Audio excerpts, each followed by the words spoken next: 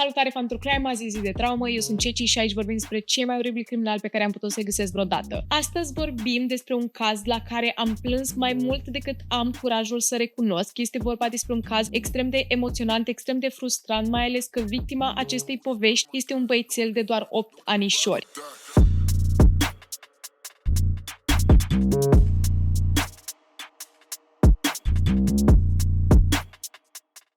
Ce e și mai terifiant la acest caz e că acest băiețel a cerut ajutorul tuturor, dar nimeni, nici profesori, nici oameni cu autoritate nu au făcut absolut nimic să îl ajute. Astăzi vorbim în sfârșit despre cazul lui Gabriel Fernandez. Până să ajungem la Gabriel, haideți să vorbim puțin despre mama lui. Numele ei este Pearl Fernandez și ea a crescut într-o atmosferă foarte toxică acasă. Tatăl ei era constant în închisoare, iar mama ei o bătea foarte mult. Pe lângă lucrul ăsta, mama ei a început să consume diferite substanțe și să devină alcoolică și chiar ea, la vârsta de 9 ani, a început la rândul ei să consume substanțe ilegale și să bea alcool. S-a și lăsat de școală înainte să ajungă la liceu și a trecut printr-o traumă în care un grup de bărbați au profitat de ea. Ea este malefica poveștii de astăzi și deși toate lucrurile astea sunt niște traume, nu scuză ce urmează să facă pe viitor. A continuat să consume diferite substanțe pe parcursul vieții sale și foarte multă lume din jurul ei a spus că în toate relațiile ei era foarte manipulatoare și foarte toxică. La un moment dat a și fost supusă unei evaluări psihice și s-a descoperit că suferă de mai multe boli psihice: depresie, bipolaritate, PTSD și o dizabilitate de dezvoltare. Când Pearl a ajuns o femeie în toată firea, l-a întâlnit pe Arnaldo Contreras, s-au îndrăgostit ca doi porumbei, bineînțeles. Pearl a și rămas gravidă de 3 ori, de 3 ori a dat naștere, însă Arnaldo al nostru intra foarte mult în închisoare și ieșea de acolo de mai multe ori pentru diferite infracțiuni minore. A născut un băiețel prima dată pe nume Ezekiel, a doua oară a născut o fată pe nume Virginia și pe 20 februarie 2005 s-a născut al treilea copil, numele lui fiind Gabriel Fernandez. Cam asta era și perioada în care Pearl s-a despărțit de Arnaldo pentru că s-a săturat să îl aștepte să iasă din închisoare. Problema era că din toate cele 3 nașteri pe Gabriel nu îl voia absolut deloc. A vrut să facă avort, nu a înțeles nimeni de ce a continuat cu această sarcină și în momentul în care Gabriel s-a născut, Pearl nici măcar nu a vrut să îl țină în brațe, după care l-a lăsat la spital și a plecat acasă. După lucrul ăsta, toată familia a început să înțeleagă cumva de ce face lucrul ăsta și nu a învinovățit-o nimeni pentru că anterior Pearl a fost suspectată de neglijență. Însă familia nu l-a lăsat la greu, în special unchiul lui, numele lui era Michael, iar Michael avea un soț pe nume David și cei doi s-au decis să îl ia pe Gabriel la ei acasă și să aibă foarte multă grijă de el. L-au ținut timp de 4 ani de zile. Trebuie să înțelegeți că el era un băiețel foarte, foarte fericit, îi plăcea să se joace, își serba zilele de naștere și era foarte iubit în general de cei doi bărbați. Însă bineînțeles că trebuia să se ivească o problemă și bunicii lui Gabriel au considerat că nu este ok ca acest băiețel să locuiască cu acest cuplu de bărbați și au și suspectat că el este abuzat de cei doi. Acestea sunt doar niște speculații, pur și simplu bunicii nu erau de acord cu lucrul ăsta și l-au luat pe Gabriel de lângă cei doi când a făcut 4 anișori. Bunicii au avut destul de multă grijă de el, să spunem, nu am găsit prea multe informații de cum a fost viața lui când a stat în grija bunicilor, însă în 2012, când Gabriel avea doar 8 anișori, Pearl s-a decis că își vrea fiul înapoi ca să primească alocația lui și beneficiile de la stat pentru că era o mamă singură. Și acum știți că v-am zis că avea antecedente cu neglijența? A fost de mai multe ori raportată pentru că își bătea băiatul cel mare și a amenințat fiica că îi va rupe maxilarul dacă nu mănâncă toată mâncarea din farfurie și la un moment dat a și făcut accident cu mașina și fiul cel mare a fost găsit că nu purta centură. Și vă zic, fiul cel mare atunci avea 10 anișori. Și cu toate astea, autoritățile i-au permis să îl ia pe Gabriel înapoi pentru că nu a fost niciodată un dosar în care să arate că și-a dat custodia altcuiva în primul rând. Așa că la 8 ani Gabriel se mută pentru prima dată în casă cu mama lui Pearl de 29 de ani și iubitul ei, numele lui era Isauro Aguirre. Probabil am pronunțat greșit. El avea 32 de ani. Acolo locuiau și ceilalți doi frați mai mari, Ezekiel, care avea 12 ani, și Virginia, care avea doar 10. Să vă zic puțin despre Isauro ca să înțelegeți imaginea. Am încercat să caut informații despre el și tot ceea ce am găsit este că e un om extrem de rău, un temperament foarte, foarte urât și nimeni n-a avut nimic bun de zis la adresa lui. Când Gabriel s-a mutat în casă cu cei doi părinți, a început tortura, a început iadul pentru acest băiețel de 8 anișori. El mergea la școală, da, și la un moment dat învățătoarea realizează că Gabriel este foarte, foarte retras și a și întrebat-o la un moment dat dacă e normal ca mamele să își bată proprii urmași și dacă e normal să sângerezi după ce ești bătut cu o cataramă de la curea. Această învățătoare, numele ei e Jennifer, a sunat la serviciile sociale să raporteze ce a auzit din gura lui Gabriel. S-a deschis un dosar pentru Gabriel Fernandez și cea care era responsabilă de această investigație era Stephanie. Deși s-a deschis acest dosar, această investigație, să-i spunem că nu pot să o numesc investigație, Gabriel a continuat să vină la școală cu foarte multe vânătăi pe corp. De multe ori venea cu ochii umflați, foarte murdar, avea bucăți de păr din cap care lipseau și de multe ori lipsea de la școală cu săptămânile. Jennifer, învățătoarea, îl tot întreba de fiecare dată ce a pățit, iar Gabriel de fiecare dată îi spunea că ba mama lui i-a dat un pumn în gură, ba că tatălui vitreg l-a pus cu capul la perete, efectiv i-a pus mâna la gât și l-a ridicat în sus de perete, ba că este efectiv bătut constant și ținut în ultimul jeg. Îngrijorată, Jennifer continuă să sune la serviciile sociale și a și vorbit cu directorul școlii, dar tot ceea ce puteau să facă e să continue să sune la serviciile sociale și totuși nu se întâmpla absolut nimic. Zilele trec, Gabriel continuă să vină la școală în ultimul hal. Avea ochii umflați, urme pe corp de la țigări arse pe piele, a început să slăbească drastic și de fiecare dată când trebuia să plece acasă, începea să plângă spunând că el nu vrea să plece de acolo. Nu vrea să se întoarcă la mama lui acasă pentru că știe ce urmează. După asta, Gabriel a continuat să lipsească cu săptămânile de la școală, iar Jennifer a crezut că stă acasă ca să se vindece de la rănile pe care le avea, să îi treacă acele vânătăi, ca să nu mai întrebe lumea în stânga și în dreapta, hei, ce ai pățit, ce s-a întâmplat cu tine? Și atunci când Gabriel s-a întors înapoi la școală, în loc să fie mai bine, avea pielea de pe frunte care se dezlipea, se decojea efectiv. Când Jennifer l-a întrebat ce a pățit, Gabriel a spus că mama lui l-a împușcat în față cu un BB gun. Dacă nu știți ce este, este practic o armă cu aer comprimat care trage proiectile metalice mici. Nu este atât de puternic ca o armă normală, dar tot nu este ok să-ți băiatul de 8 ani în față cu el. Pe lângă lucrul ăsta, el a și rugat-o pe învățătoarea lui Jennifer să înceteze să sune la serviciile sociale, pentru că de fiecare dată când o face, pedepsele sunt din ce în ce mai mari. Un lucru care m-a rupt, efectiv mi-a rupt sufletul în două. În aceeași zi în care el a venit înapoi cu acea piele decojită de pe frunte, se făceau poze pentru felicitări de ziua mamei. Jennifer l-a întrebat dacă vrea să facă această felicitare pentru mama lui și Gabriel a spus că da. Încă voia să îi facă un cadou mamei sale. A făcut această poză și pe felicitare a scris așa: mama mea e specială pentru că e iubitoare. O iubesc pentru că e frumoasă, are un zâmbet frumos și e la fel de frumoasă ca o floare. Pentru următoarele 2 săptămâni, serviciile sociale au mers acasă la Pearl să investigheze, dar de fiecare dată nu au găsit nimic suspect. De fiecare dată când Pearl era întrebată ce s-a întâmplat cu fiul ei, de ce s-a reportat acest abuz, ea spunea că de foarte multe ori el se bătea cu frații lui sau se juca afară cu copiii din vecinătate și mereu venea acasă plin de vânătăi și de zgârieturi, dar nu știe de ce. E practic un copil foarte năzbătios și pe lângă lucrul ăsta minte foarte tare. Ok, dar unde este Gabriel? Putem să-l vedem și noi? Nu e acasă, e afară la joacă. Și cei de la serviciile sociale o credeau pe Pearl, chiar dacă avea antecedente, chiar dacă a mai fost raportată în trecut pentru neglijență asupra propriilor urmași. Cei de la serviciile sociale, cei de la protecția copilului, dădeau din umeri, semnau acea foaie și după plecau acasă. Mulți dintre cei care erau responsabili pentru această investigație veneau efectiv sictiriți acasă la Pearl și pur și simplu dădeau din umeri, doar o credeau pe ea și plecau. Mă frustrează extrem de tare acest caz caz. Pentru că dacă ei intrau mai bine în casă și investigau ce se întâmplă acolo, se uitau în stânga și în dreapta, puteau să vadă pete de sânge pe pereți. O să ajungem și acolo imediat, nu vreau să vă zic de pe acum, dar este sfășietor. În una din ocaziile în care autoritățile au venit acasă să investigheze tot ceea ce se întâmplă, Gabriel a fost chemat jos, un ofițer de poliție a venit acolo și Pearl s-a uitat la acest ofițer de poliție și a spus că acest băiat minte și că pur și simplu se bate cu toți copiii din jurul lui și că de asta este plin de vânătăi. Acest ofițer de poliție l-a luat pe Gabriel, acest băiețel de 8 anișori,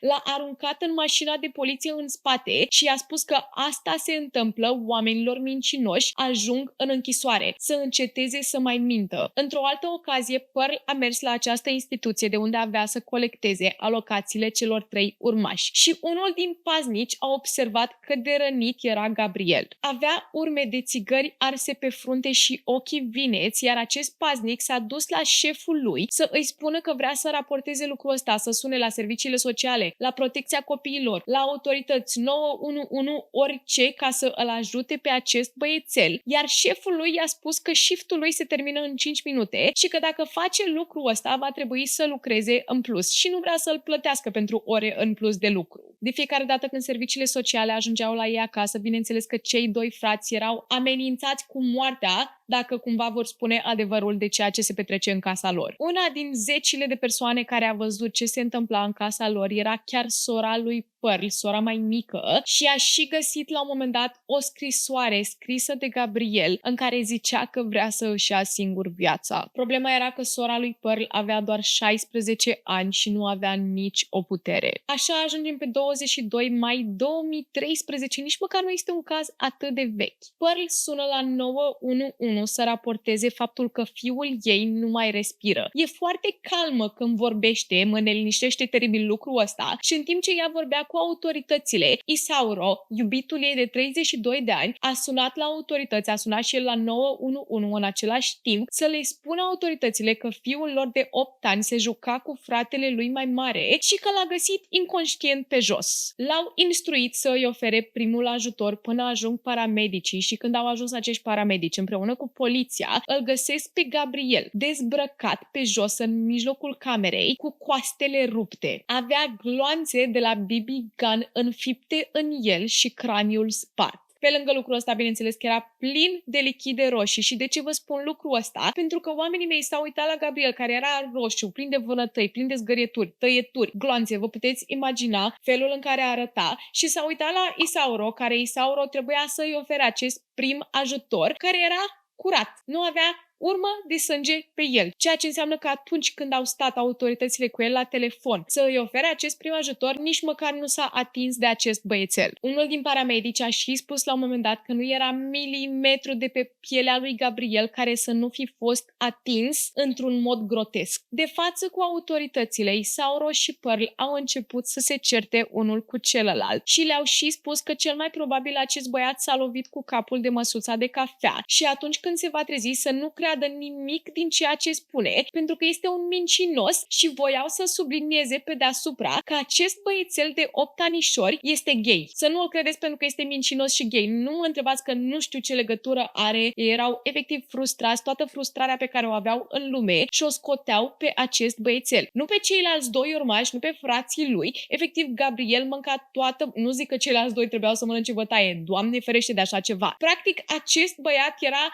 un cobai, era un sac de box, era o păpușă gonflabilă pentru ei, nu le păsa absolut deloc de el și le-a spus autorităților când se trezește să nu-l ascultați pentru că este mincinos și este și gay pe deasupra. Când Gabriel a fost pus în ambulanță, Isauro și Pearl nici măcar nu au vrut să se urce acolo, nici măcar nu au vrut să se ducă la spital cu el. Luați-l! Nu ne interesează. La spital, asistentele medicale erau atât de speriate, nu voiau să se atingă de el pentru că era atât de grav rănit și nu voiau să îl rănească mai tare. Avea genunchii umflați, era plin de tăieturi, edem cerebral, care e practic o umflare a creierului, iar 2 zile mai târziu, după ce a fost ținut în viață cu ajutorul aparatelor, Gabriel și-a dat ultima suflare pe 24 mai 2013. Cu o zi înainte, Pearl și Isauro au fost arestați pentru neglijență și abuz, iar după deces s-a schimbat motivul arestului pentru ucidere și tortură. S-a făcut o autopsie și acest băiețel avea atât de multe răni încât această autopsie a durat 2 zile. Avea în felul următor: coaste rupte, craniu spart, gloanțe de BB gun în plămâni, dinți lipsă, o tăietură la ficat și nisip folosit din litiera pisicii în stomacul lui. Da, ați auzit bine. L-au obligat să mănânce nisipul folosit de pisică. În apartament, criminaliștii au început să marcheze fiecare pată de sânge pe care o găseau. Le marcau cu câte un sticker. Au găsit atât de multe pete încât au rămas fără sticăre. O bătă de lemn, o cataramă de la o curea, un umeraș de metal și o bătă de baseball, toate aveau ADN-ul lui Gabriel pe ele. Ceilalți 2 frați, bineînțeles că au fost luați la întrebări și amândoi au spus că au fost amenințați cu moartea dacă vor spune vreodată ce s-a întâmplat cu adevărat în acea dimineață. Până să ajungem la acea dimineață, fratele lui mai mare, Ezekiel, a început să spună tot ceea ce s-a întâmplat în acea casă. Gabriel era pedepsit constant și, bineînțeles, forțat să mănânce nisipul murdar din litiera pisicilor, mâncare stricată și dacă cumva avea tupeul să vomite ceea ce a fost obligat să mănânce, era obligat să își mănânce propria vomă. Ce au găsit în camera lui Gabriel? Aș dori sincer din suflet să vă spun ce au găsit acolo, însă nu pot pentru că Gabriel nu avea o cameră. El era obligat să doarmă într-un dulăpior care se afla în camera mamei sale, în camera lui Pearl și a lui Isauro. Acest dulăpior era atât de mic încât nu puteai să stai în el nici întins, nici în picioare. Era mereu legat de mâini și de picioare și îi se punea în gură o șosetă murdară ca să nu îl audă cum plânge. Bineînțeles că nu avea voie nici să meargă la baie de fiecare dată când era închis acolo. Ei făceau lucrul ăsta și atunci când veneau serviciile sociale în vizită. Atunci când oamenii întrebau: hei, unde este Gabriel? Putem să-l vedem și noi? Să vedem dacă chiar este atât de vânăt sau nu? Iar Pearl zicea: nu, este afară, se joacă cu copiii, nu știm unde este. Când de fapt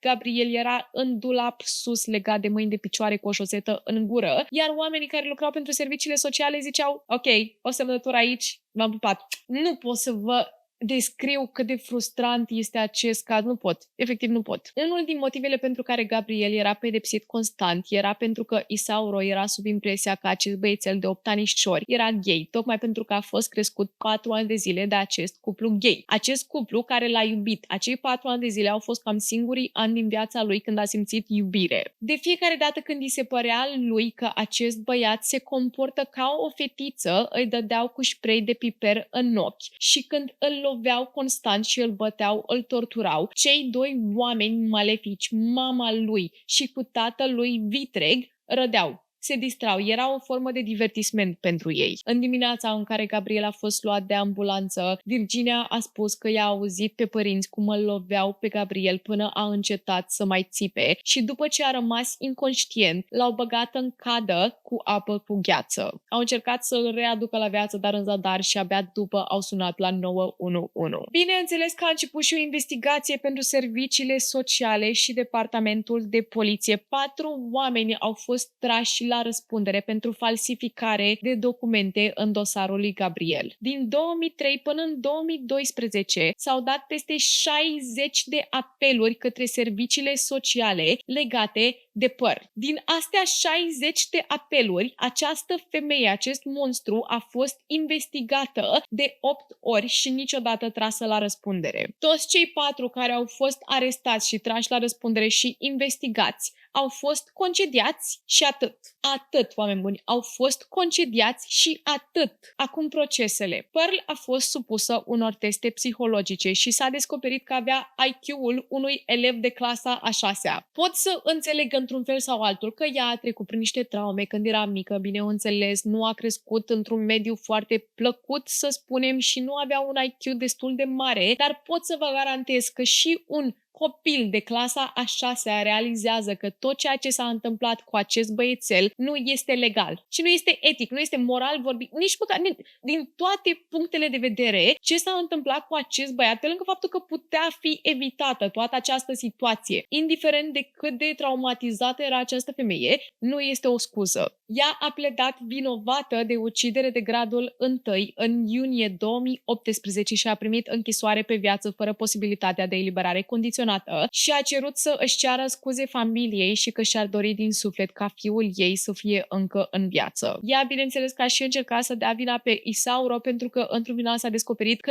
el era cel vinovat. Practic, ea era cea care îi spunea lui Isauro ce să facă, cum să-l pedepsească pe acest băiat, iar Isauro era cel care o făcea, cel care îl bătea constant, cel care îl închidea în dulap. Pearl era pur și simplu creierul din această situație, care cât creier să fie și ăla, că avea IQ-ul unui copil de clasa a 6-a. Înnebunesc. Încă se află în închisoare în ziua de astăzi, la vârsta de 41 de ani și aparent suferă foarte grav în închisoare, pentru că v-am mai spus de multe ori și țin să vă reamintesc, de obicei, criminalii care au ucis sau au avut de-a face cu oameni sub 18 ani, în general, suferă în închisoare, pentru că ceilalți oameni din închisoare nu suportă nici ei genul ăsta de oameni, genul ăsta de criminali. Și automat ea este aparent constant bătută în închisoare, este supusă bullying-ului, este tăiată în somn și suferă foarte mult, duce o viață extrem de mizerabilă acolo. Și sinceră să fiu, nu pot să zic că îmi pare rău pentru ea. Îmi pare rău, nu îmi pare rău pentru ea. Acum Isauro, o nebunie totală la proces. A pledat nevinovat și pozele erau atât de grafice încât mulți au fost nevoiți să iasă din tribunal. El a încercat să dea vina pe Pearl, nu mă miră absolut deloc. Într-un final el a primit pedeapsa cu moartea și juriul a spus că este un animal,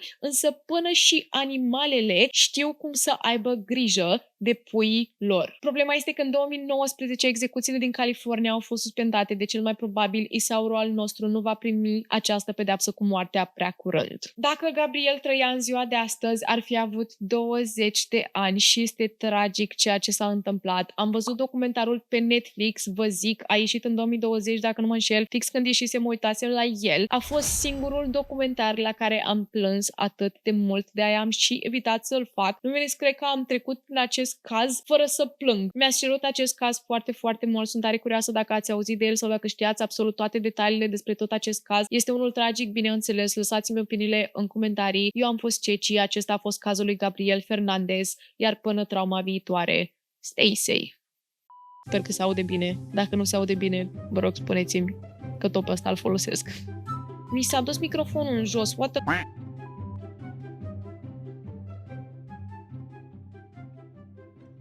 Stai aici. De ce n-am observat?